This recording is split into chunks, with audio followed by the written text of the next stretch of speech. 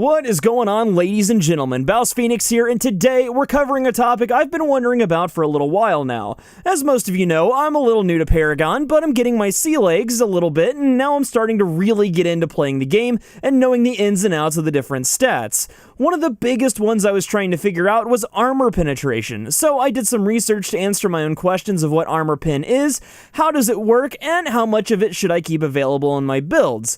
I did quite a bit of research on this topic, and I wanted to share it with you guys in case you were wondering the same thing. As always, if you've got anything else to add, make sure to put it in the comments below.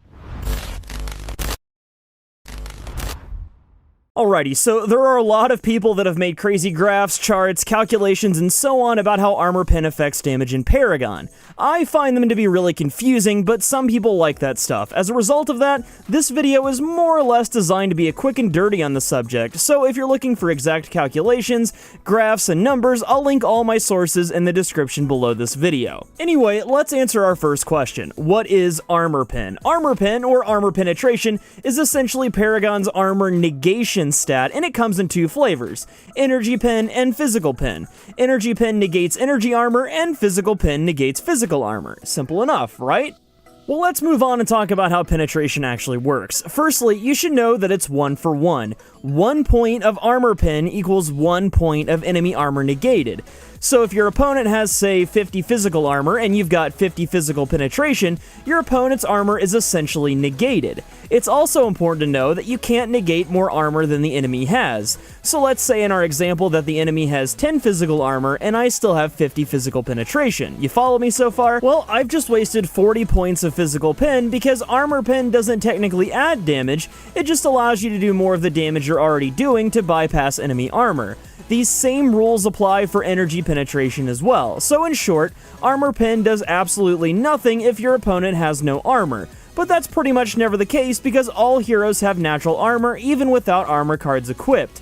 Towers and some minions have armor as well, so it's always good to have a little bit of pen available in your card setup. This brings us to our last question. How much armor pen do I need in my setup? How many cards should I dedicate to this stat? Well, judging from what I found in my research, pretty much everyone says you need 54 points of armor pen at least, because fighters, Paragon's tankiest class type, usually top off at about 54 armor at level 15 without any cards.